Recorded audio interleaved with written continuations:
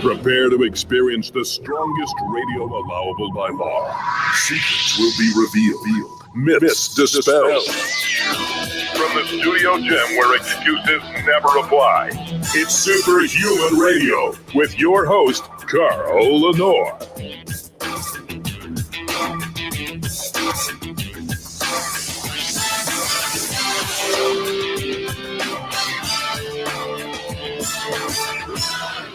Hey, welcome back to another episode of Superhuman Radio. Heart disease is the number one killer of Americans and probably worldwide as well.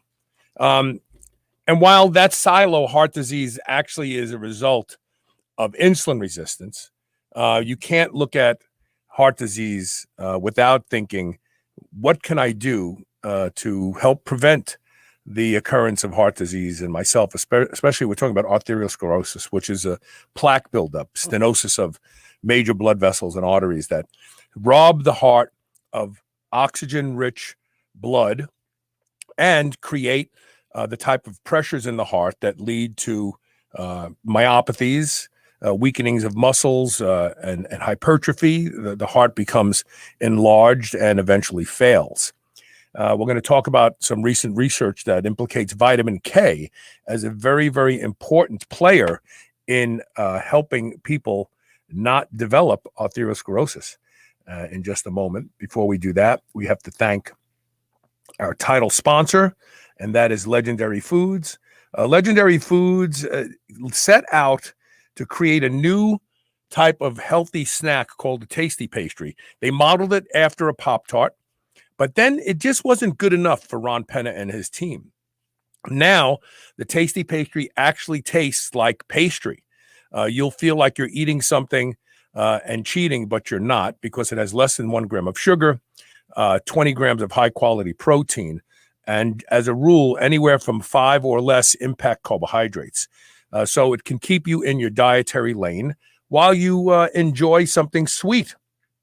And of course, many of you are patiently waiting for your free box of tasty pastries, which I will be working on this weekend to get all of the people who sent in a request the information over to Legendary Foods so you can get your tasty pastries. But if you listen during the commercial break for the secret word, and it's in between some commercial spots, and you email that secret word to onair@superhumanradio.net along with your mailing address, we will send you a free box of these amazing tasty pastries for yourself.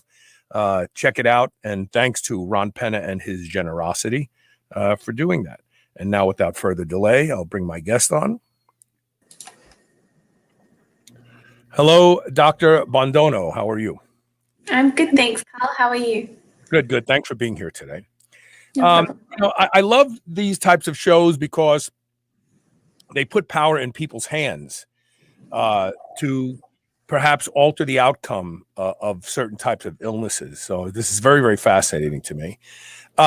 Your paper looks at vitamin K and its effect on heart health. Why this study? What preceded this that required you to dig deeper?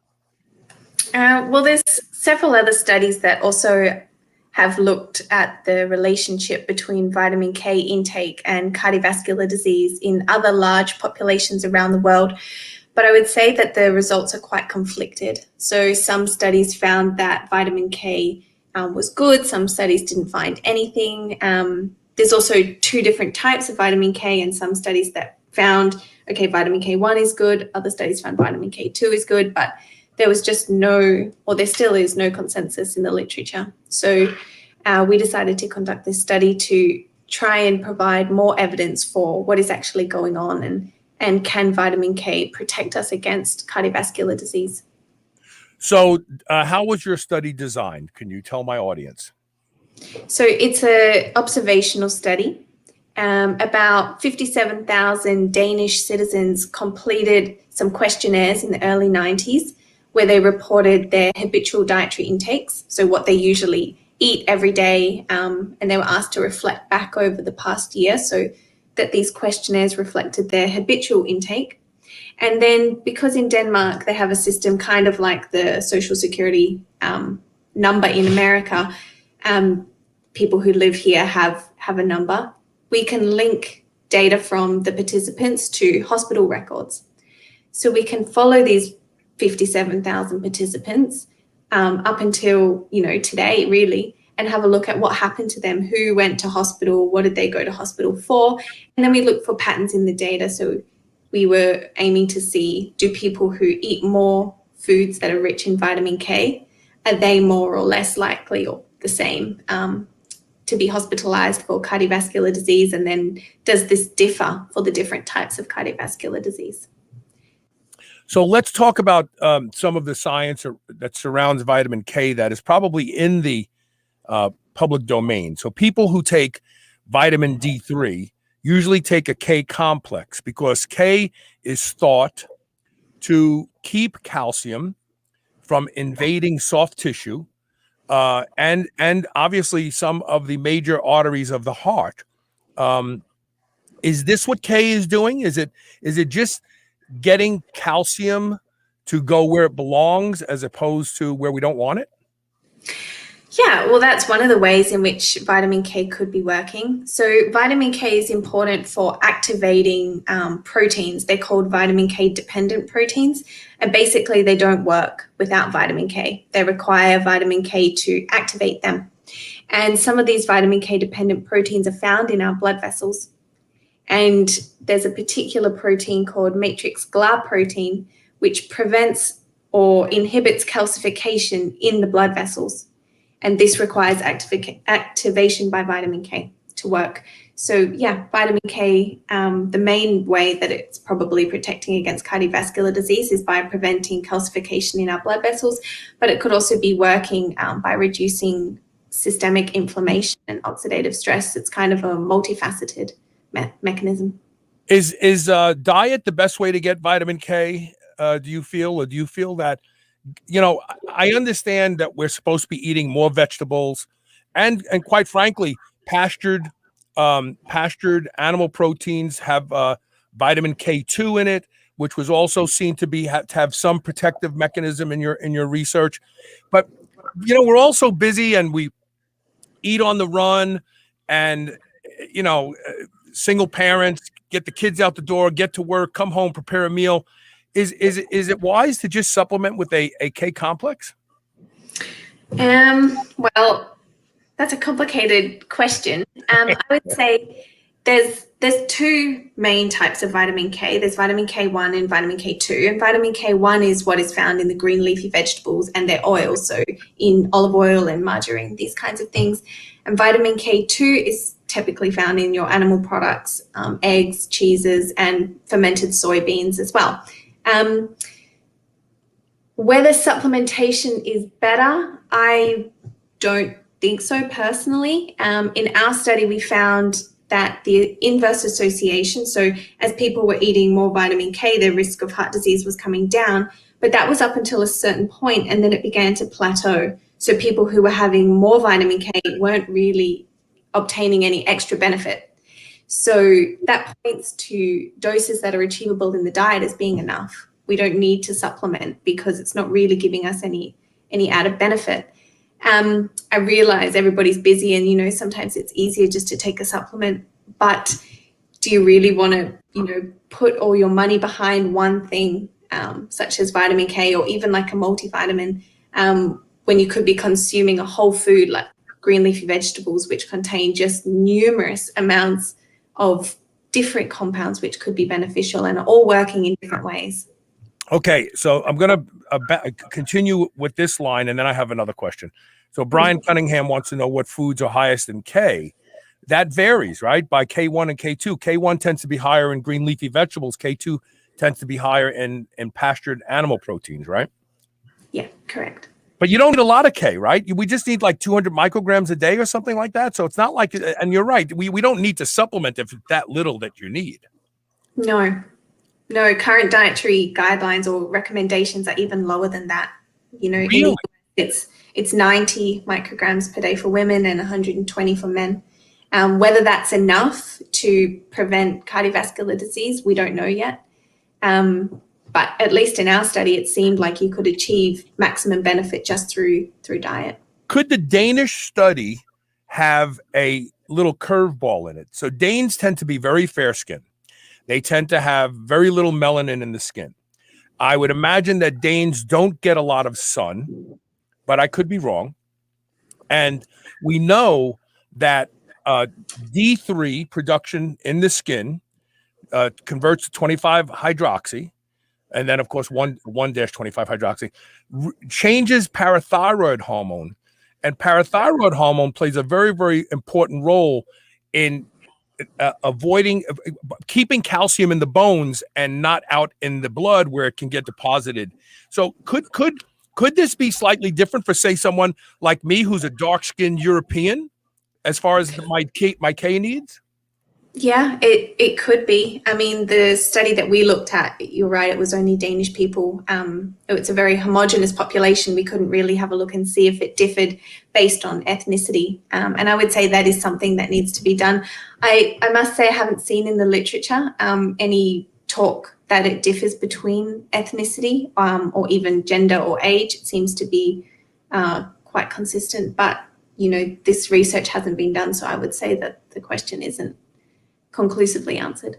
Would you possibly sway your opinion slightly to supplements in people? So what we've learned in the past 7 or 8 years is that people who are immunocompromised, or let's say have autoimmune diseases, they tend to have to stop eating any plants because the plants the proteins in plants tend to trigger the symptoms in people with autoimmune disorders.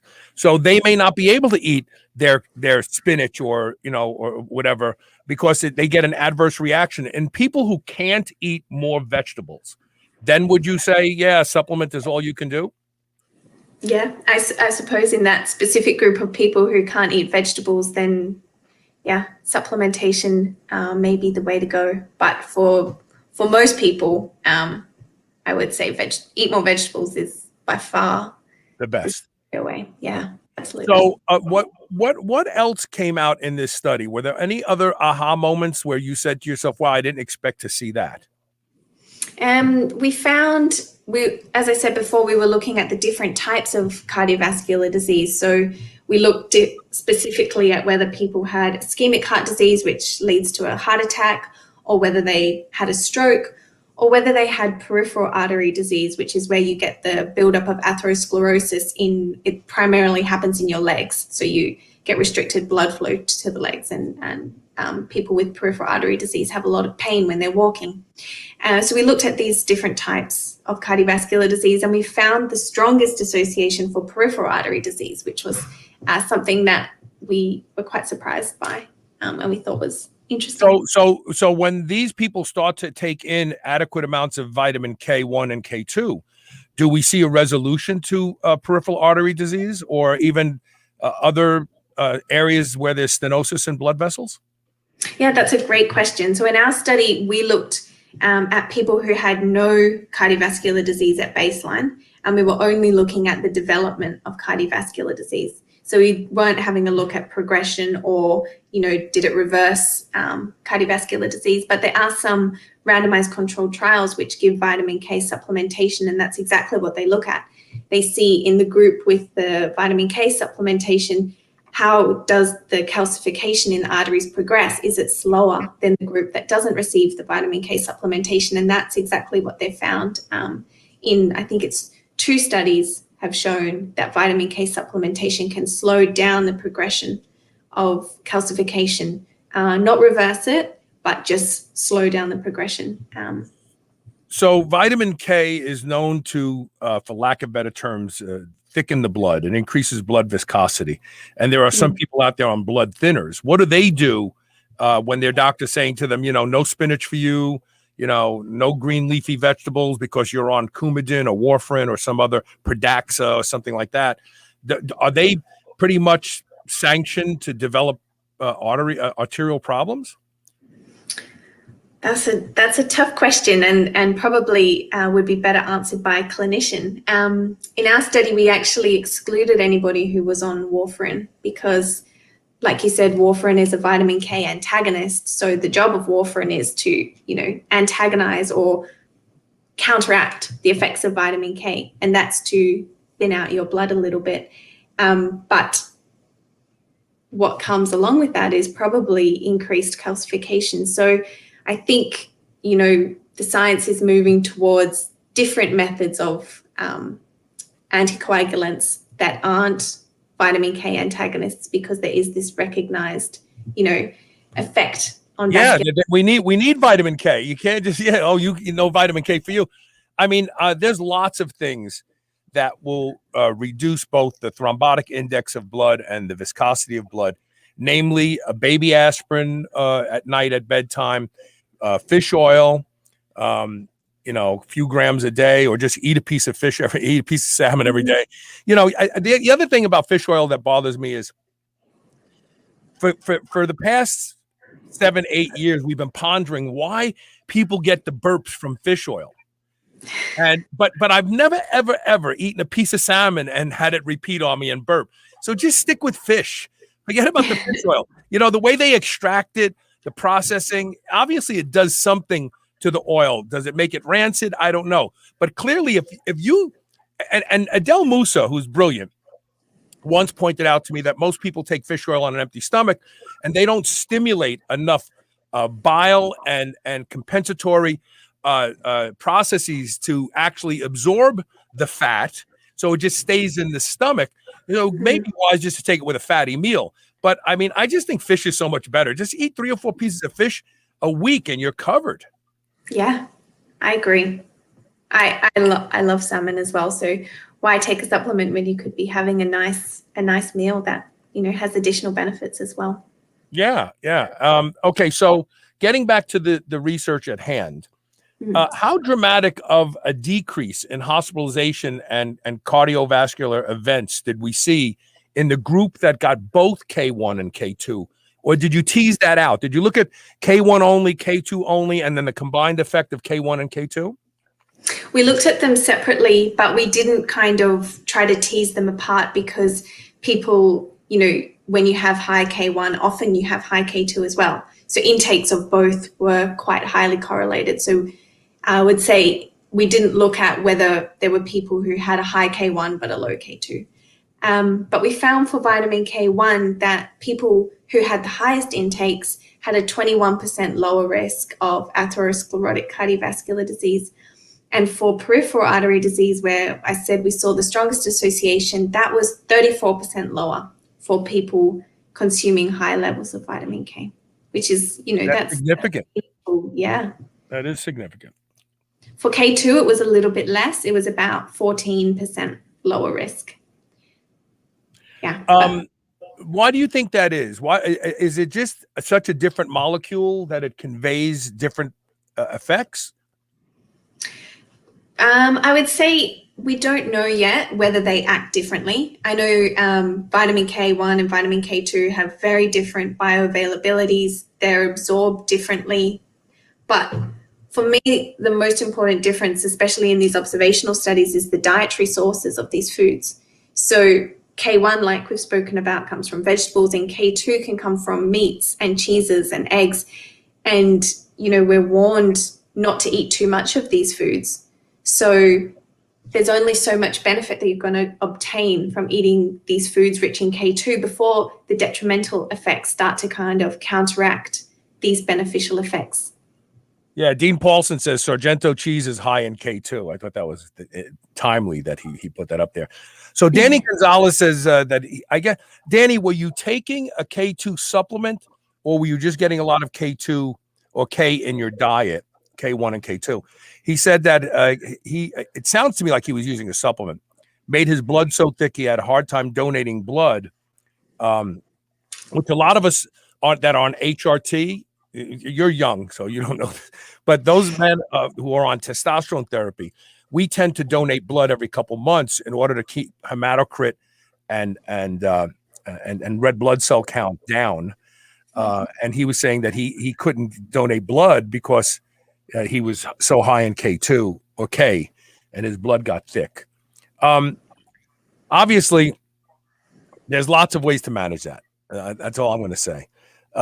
What is a good dose to take? Life Extension has this really high dose, one that messed me up. So it was a K vitamin. So if people are going to supplement, would you recommend that they take, what would be the lowest effective dose that you would think that they should even look at? That's a hard one, because you don't want to say the wrong thing. So no, I don't. That's interesting because they haven't shown any detrimental or toxic effects of having too much vitamin K1 or vitamin K2, but there is another vitamin called vitamin K3, which has been shown to be toxic, but that's generally reserved for animals and it's not given to humans. So I would be surprised if that was given in a supplement. I would say, I don't know that they've really established a level. Some clinical trials have given, up to 1,000 micrograms or 1 gram, 1 milligram. So that's a lot. Vitamin, that's vitamin K1. Vitamin K2 also 300 micrograms per day. That's kind of the dose. So there's diminishing returns or value in higher doses, but it's not harmful to take higher doses, is what you're saying. Yeah, there's no evidence that it's toxic up to the levels that have been tested, but I'm not sure if people taking levels above those that have been tested, we don't know what happens out there. And that kind of answers Danny G's question. He was asking what is considered high level. So really, it looks like a lot of these supplements that are produced with the various K forms probably are a little bit on the higher side, but there doesn't seem to be any danger in taking those higher doses. We're going to take our first commercial break. When we come back, we have more questions. Obviously, the audience is asking questions because they're very interested in this, and we're gonna get a little deeper into nutrition in general, because your work is much broader than just vitamin K. So we'll do that in just a minute. We're talking with Dr. Nicola Bondonno. We're going to be right back with more Superhuman Radio. Stay tuned.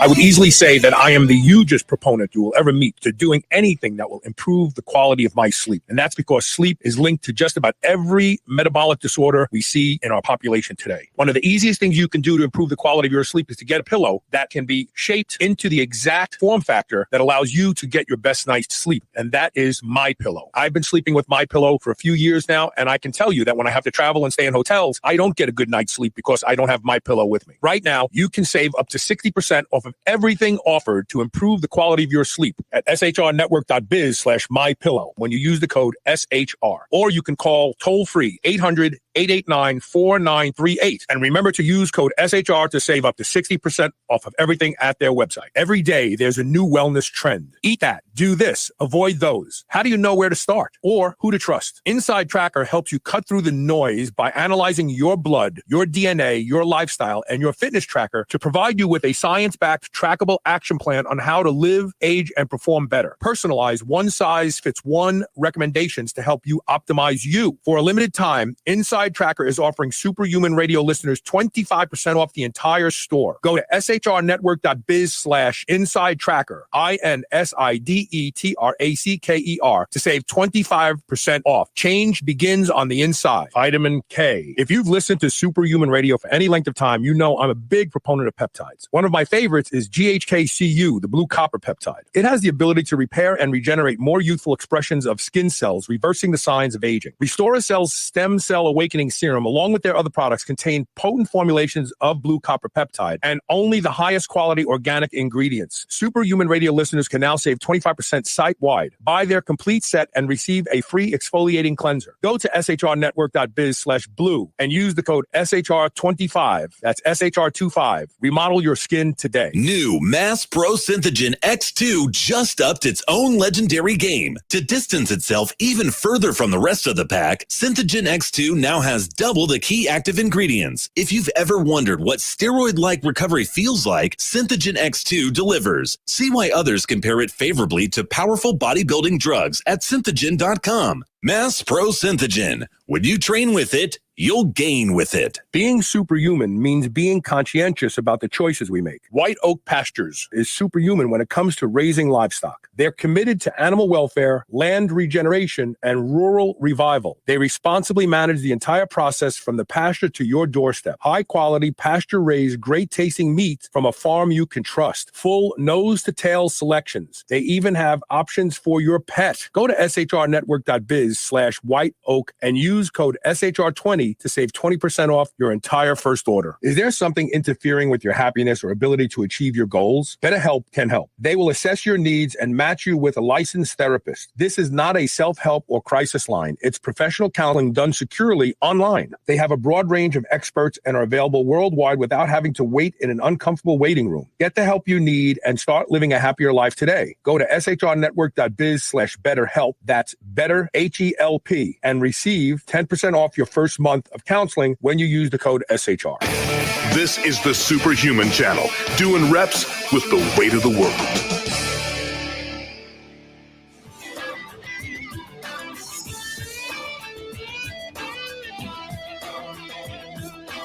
Welcome back. We're talking with Dr. Nicola Bondonno, and we're talking about vitamin K.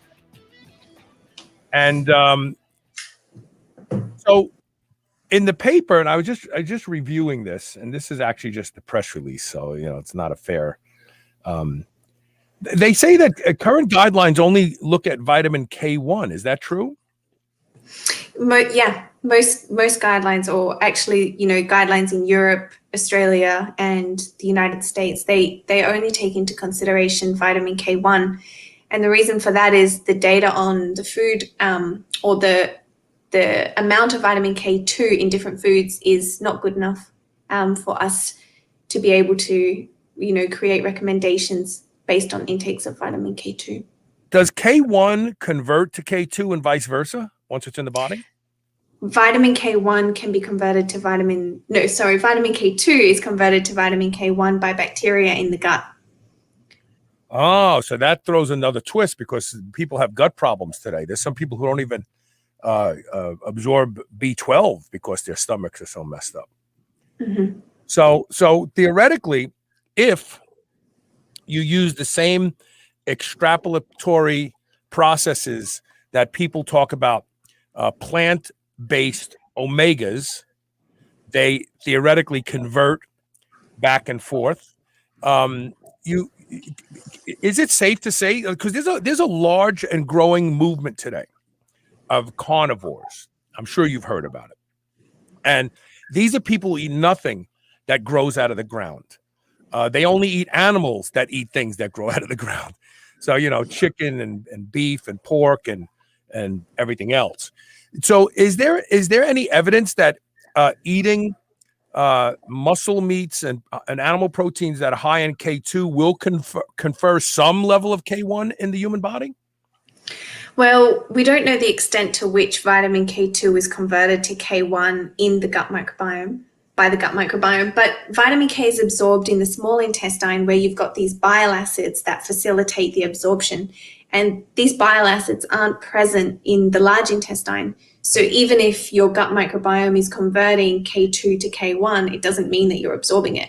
It may just, be coming straight out.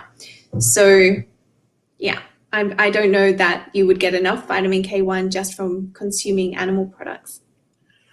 What about vegans? So there's devout vegans out there that don't eat any animal protein at all. So they're obviously not getting the requisite amount of K2, only K1. Can K1 convert to K2? No, K1's not converted to K2. Basically, vitamin K2 is a longer chain than vitamin K1. So that chain or the compound can be cut to form vitamin K1. It can't be extended. That's interesting. Yeah. But there's other sources of vitamin K2. So it's found in any kind of fermented food because it's produced by bacteria. So, you can get it from fermented soy or, which I imagine vegan people, that would be okay. Are there any other fermentable foods that would provide some amount of K? Well, it's found in cheeses, but I guess for a vegan, that's not very helpful. Yeah, so I eat a lot of cheese, so I would imagine I'm getting some in the cheese foods that I'm eating as well. Yeah, absolutely. So does vitamin K contribute to anything else other than cardiovascular disease? Is there any evidence that it affects the brain and neuroplasticity or anything else, muscle creation, anything like that? Yeah, that's a good question. There's evidence or emerging evidence, I would say, for a role in diabetes, in glucose homeostasis, but this is, it's very new and there's not a lot of research out there looking into it.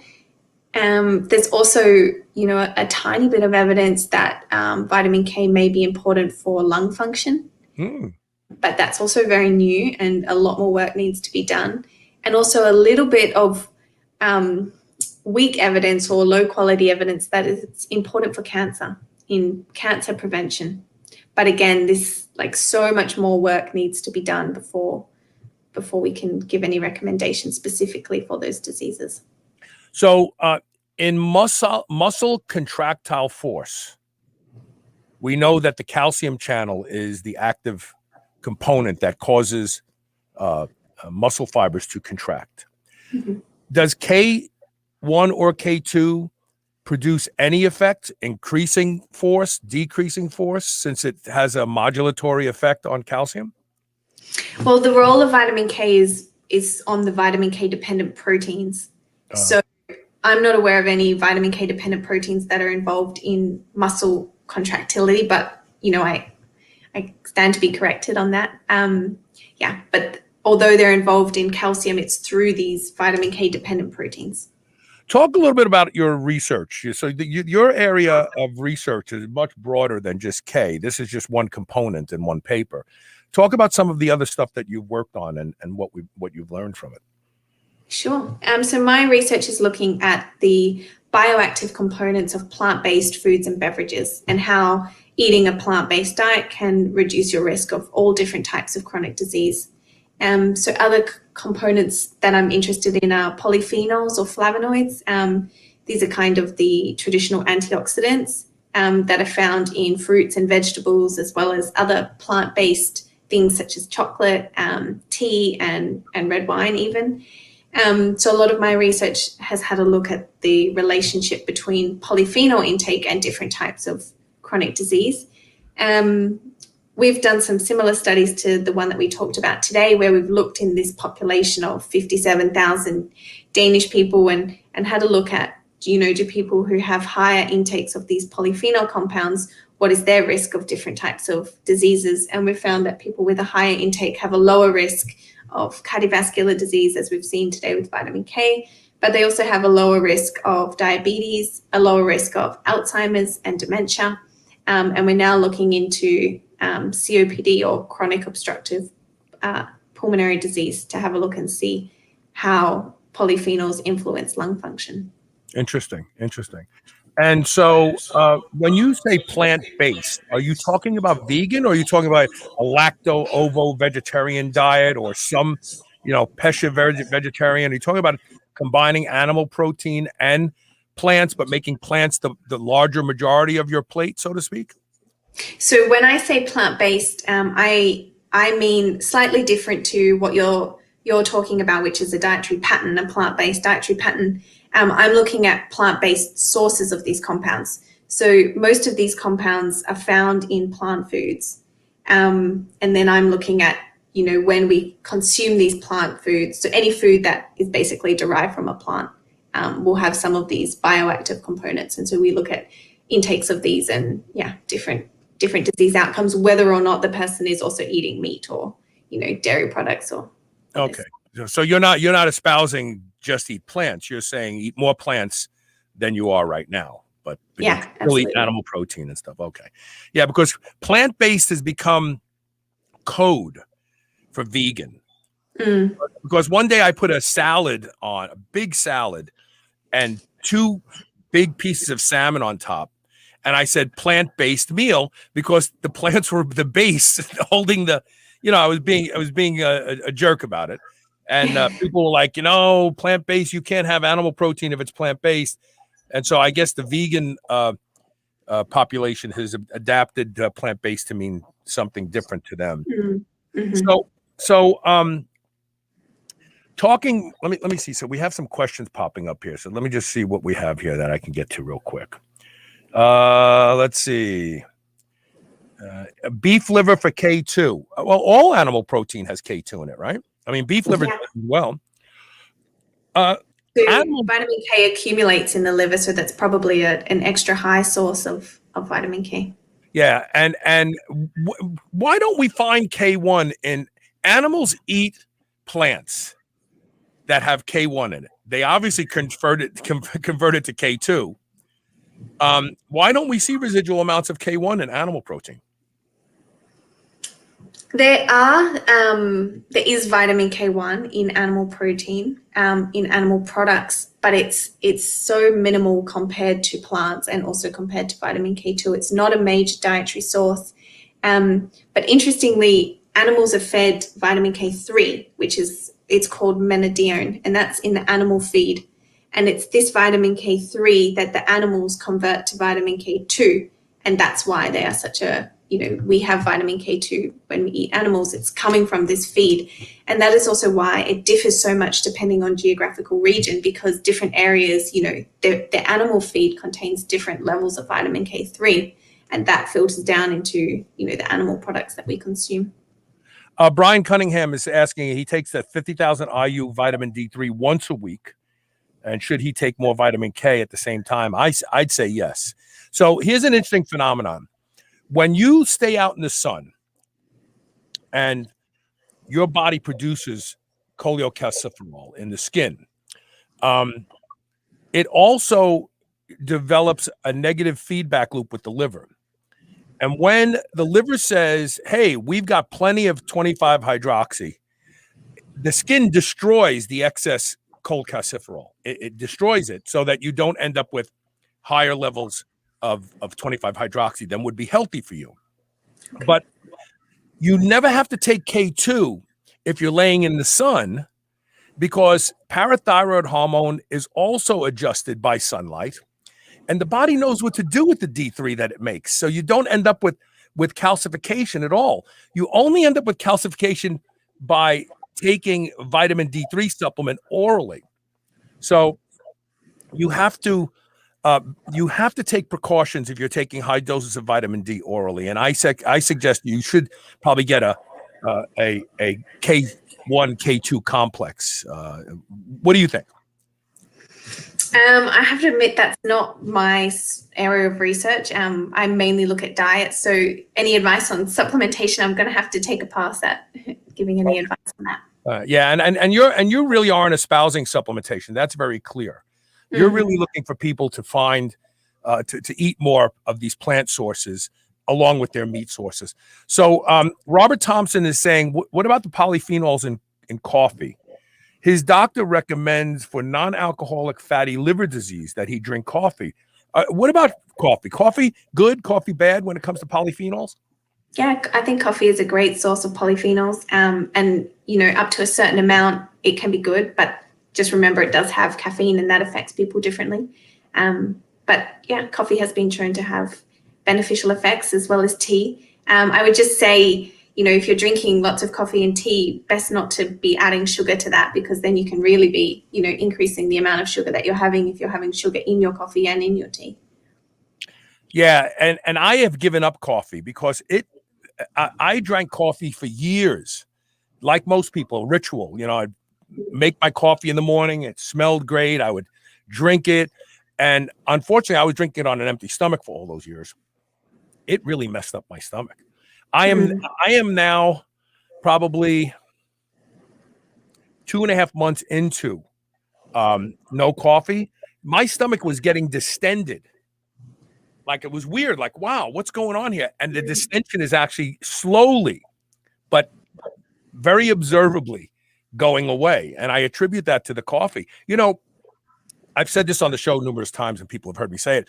The coffee that my mother and father and your mother and father drank, unless they were having espresso and there was no double and triples, right? It was just a little demi-tasse cup and you just sipped it.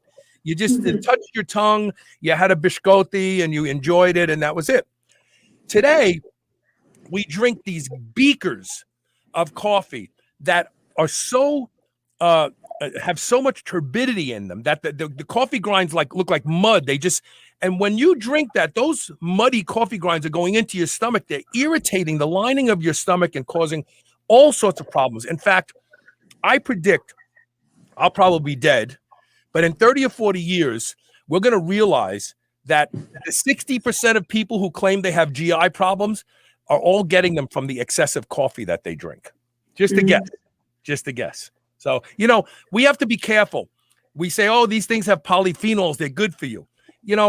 One time I tried to make an analogy and it was lost on the audience. I said, if I take a bullet head and dip it in vitamin C and shoot you with it, I would say the damage it did outweighed the good of the vitamin C. So you really have to be careful not to take this kind of information and go, oh, I'm just going to start doing this and doing that excessively, because that may not be a good thing either. Yeah, absolutely. Everything in moderation, I think that's the key. Yes. I want to take our last commercial break. Stay with us. We'll be right back with more Superhuman Radio.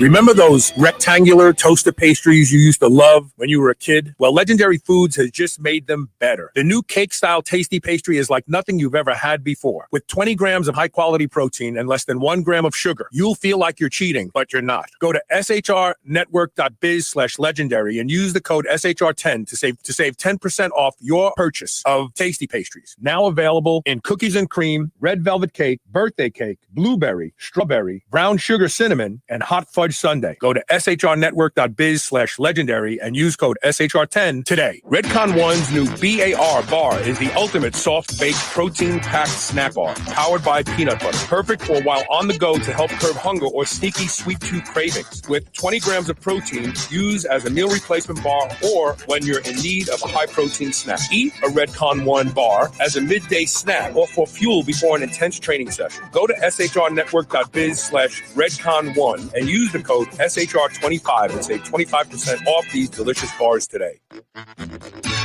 If you spend any amount of time sitting while at work like I do, I have the chair for you. The Backstrong chair from All 33 is the most comfortable office chair I've ever sat in. That's the truth. Their patented technology allows your body to move the way it's supposed to move while you sit. Designed by a chiropractor to position your pelvis in a way that stacks all 33 of your vertebrae into perfect alignment. The benefits of this ideal posture include relief of back pain, deeper breathing, better digestion, improved circulation, greater focus, sharper memory, and more productivity. Start experiencing these benefits today. Go to shrnetwork.biz/move and use the code SHR100 for a $100 discount on your Backstrong chair. I keep saying the number one killer is insulin resistance. Managing blood sugar is the key to living long and aging well. But we all like to eat starchy carbohydrates and sugars from time to time. How do I manage this? I use a product called Blood Sugar Breakthrough by Bioptimizers. This easy-to-take supplement is the result of numerous tests to find the absolute best formula for maintaining healthy blood sugar. Blood Sugar Breakthrough works to safely lower blood sugar after meals so that you can maintain a healthy weight and redirect carbohydrates to your muscles where they can be burned as energy. This means you'll avoid the worst effects of high blood sugar, like weight gain and advanced aging. while enjoying more stable energy, mental clarity, and fewer cravings. Go to shrnetwork.biz/blood sugar and save 10% with code SHR10 today. Hey, this is Carl Lenore. Superhuman Radio is the longest running health, fitness, and anti-aging podcast in the world, going into our 16th year of continuous production. If you have a product that you think would appeal to the superhuman nation, we can get you on the air quickly and inexpensively to help promote your brand. Join the ranks of some of the largest and most successful companies in the world who know how great it is to be affiliated with Superhuman Radio. Contact Dan Kapitsky today. That's DAN.KOPITZKE at superhumanradio.net to learn more. Vitamin K. I need to share with you all a revolutionary new wearable technology called HapBee. HapBee allows you to enjoy the effects of caffeine, alcohol, nicotine, melatonin, and muscle relaxants without actually ingesting anything. Yes, really. They figured out the unique magnetic signature of each of these molecules and recorded them. Just put the HapBee on, choose the signal you want, and it starts projecting the magnetic signature of that molecule that you choose, like coffee for feeling alert. Go to hapbee.com/SHR. That's HAPBEE.com/SHR to learn more and unlock an $80 discount exclusively for the Superhuman Radio listeners. This is the Superhuman Channel, where we use oxygen for the power of good.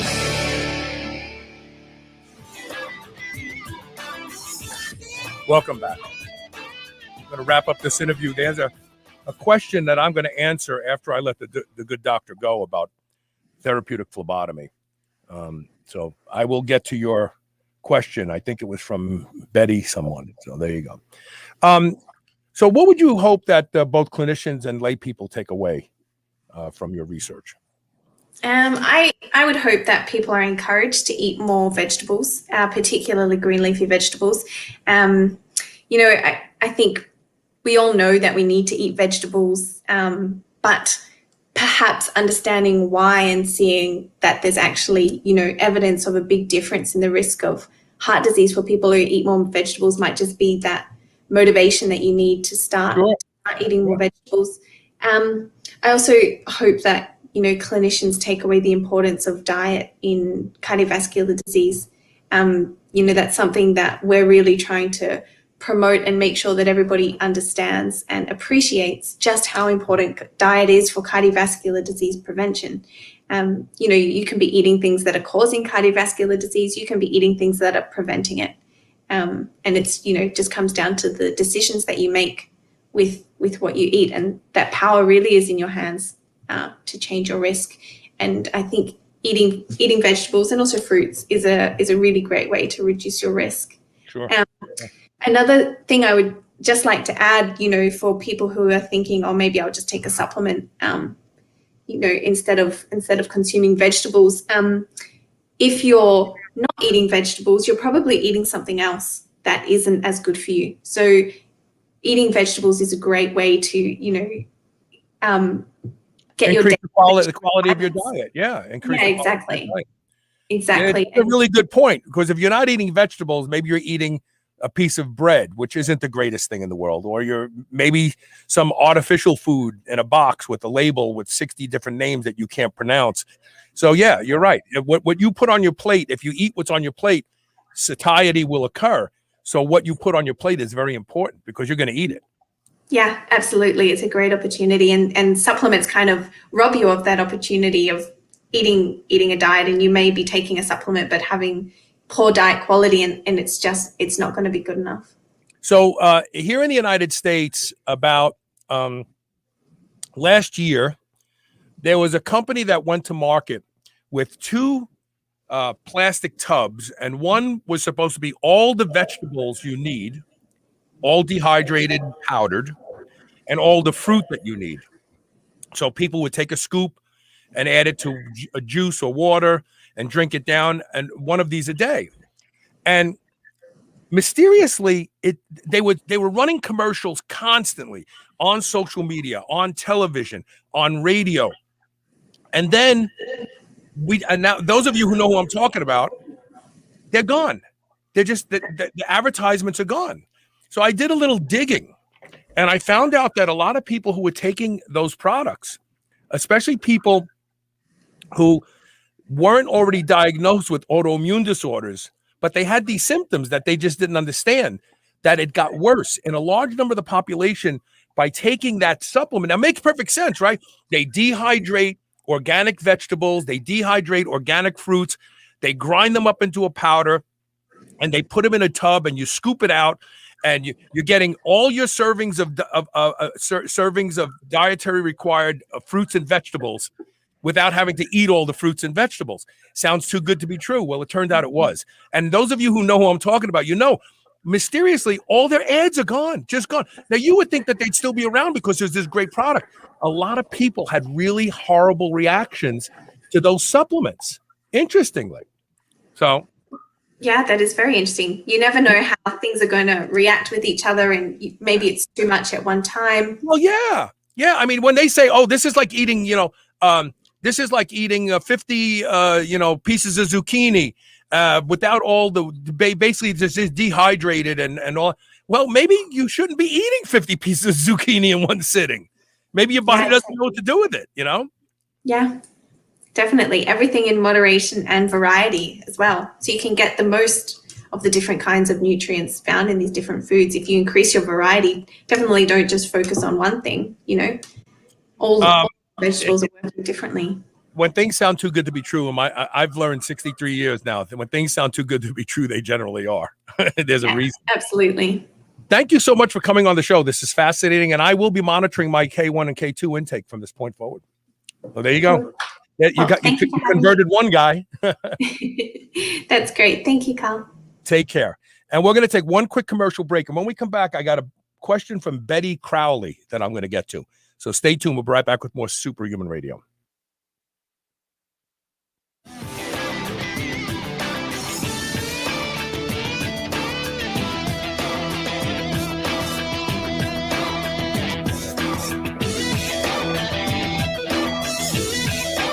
If you've listened to Superhuman Radio for any length of time, you know I'm a big proponent of peptides. One of my favorites is GHKCU, the blue copper peptide. It has the ability to repair and regenerate more youthful expressions of skin cells, reversing the signs of aging. RestoraCell's stem cell awakening serum, along with their other products, contain potent formulations of blue copper peptide and only the highest quality organic ingredients. Superhuman Radio listeners can now save 25% site-wide. Buy their complete set and receive a free exfoliating cleanser. Go to shrnetwork.biz/blue and use the code SHR25. That's SHR25. Remodel your skin today. Being superhuman means being conscientious about the choices we make. White Oak Pastures is superhuman when it comes to raising livestock. They're committed to animal welfare, land regeneration, and rural revival. They responsibly manage the entire process from the pasture to your doorstep. High-quality, pasture-raised, great-tasting meat from a farm you can trust. Full nose-to-tail selections. They even have options for your pet. Go to shrnetwork.biz/white oak and use code SHR20 to save 20% off your entire first order. Vitamin K. Is there something interfering with your happiness or ability to achieve your goals? BetterHelp can help. They will assess your needs and match you with a licensed therapist. This is not a self-help or crisis line. It's professional counseling done securely online. They have a broad range of experts and are available worldwide without having to wait in an uncomfortable waiting room. Get the help you need and start living a happier life today. Go to shrnetwork.biz/BetterHelp. That's better, HELP, and receive 10% off your first month of counseling when you use the code SHR. Remember those rectangular toaster pastries you used to love when you were a kid? Well, Legendary Foods has just made them better. The new cake-style tasty pastry is like nothing you've ever had before. With 20 grams of high-quality protein and less than 1 gram of sugar, you'll feel like you're cheating, but you're not. Go to shrnetwork.biz/legendary and use the code SHR10 to save 10% off your purchase of tasty pastries. Now available in cookies and cream, red velvet cake, birthday cake, blueberry, strawberry, brown sugar cinnamon, and hot fudge sundae. Go to shrnetwork.biz/legendary and use code SHR10 today. Redcon One's new BAR bar is the ultimate soft-baked protein-packed snack bar, powered by peanut butter. Perfect for while on the go to help curb hunger or sneaky sweet tooth cravings. With 20 grams of protein, use as a meal replacement bar or when you're in need of a high-protein snack. Eat a Redcon One bar as a midday snack or for fuel before an intense training session. Go to shrnetwork.biz/Redcon1 and use the code SHR25 and save 25% off these delicious bars today. I would easily say that I am the hugest proponent you will ever meet to doing anything that will improve the quality of my sleep. And that's because sleep is linked to just about every metabolic disorder we see in our population today. One of the easiest things you can do to improve the quality of your sleep is to get a pillow that can be shaped into the exact form factor that allows you to get your best night's sleep. And that is My Pillow. I've been sleeping with My Pillow for a few years now, and I can tell you that when I have to travel and stay in hotels, I don't get a good night's sleep because I don't have My Pillow with me. Right now, you can save up to 60% off of everything offered to improve the quality of your sleep at shrnetwork.biz/mypillow when you use the code SHR. Or you can call toll-free 800-889-4938. And remember to use code SHR to save up to 60% off of everything at their website. This is the Superhuman Channel, where brawn and brains finally meet.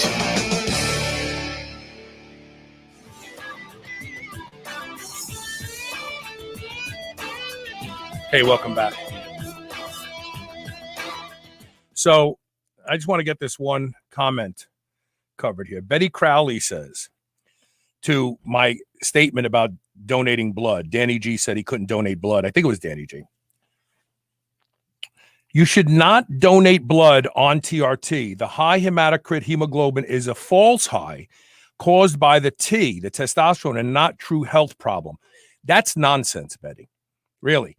If your blood is getting thick and you have too much in the way of red blood cells, that's not a false problem. Now, if you're saying the way they test for red blood cell count is flawed, then I'd like to see the study that shows that. Most of us donate blood on HRT because of iron. That's what makes hematocrit high.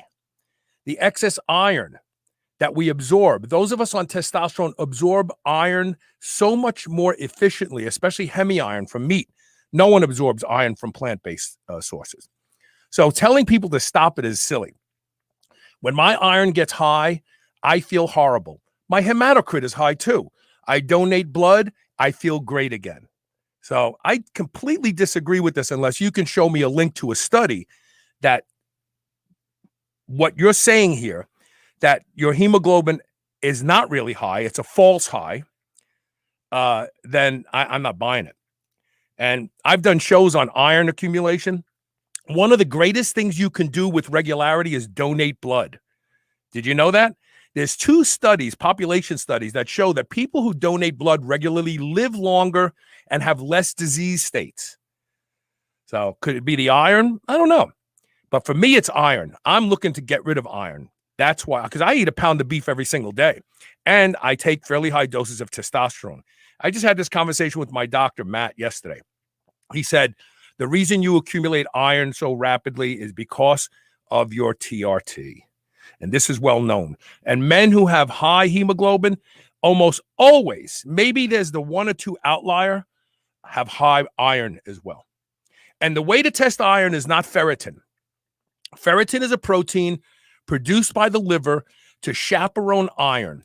1 molecule of ferritin can hold anywhere from 1 to 60,000 molecules of iron. High ferritin will go up without iron intake. If you take high doses of vitamin C, your ferritin will go through the roof without increased iron. The thing you have to check is called TIBC, total iron binding capacity. That tells you how much iron is in your ferritin. So I disagree with you completely unless you can send me a study that shows what you're saying, and then I'll change my mind immediately. But what you're saying is counter to all of the research that's out there. I just wanted to say that. A lot of us donate blood. I want my iron to get low. I want to have the lowest iron levels I can and not impair performance. Those people live longer. You know what? I've been talking about iron for 10 years on this show for this reason, telling people to donate blood. When women stop menstruating, they develop all the same heart problems and they catch up to men because the iron is retained. They're no longer bleeding once a month. And guess who was just talking about this? A guy who we all respect. Dr. Dominic D'Agostino was on Tom Bilyeu's show recently talking about the life-extending effects of donating blood. But I talked about it before anybody 10 years ago. I did a show with Dr. Michael Smith from Life Extension Foundation, and we talked about the science that shows this. So unless you have a study that you can dissuade me with, and I will read it, and if it's accurate, I will believe the way you believe. Please send it to me on air at superhumanradio.net. That's it for today. We'll see you tomorrow. Thank you.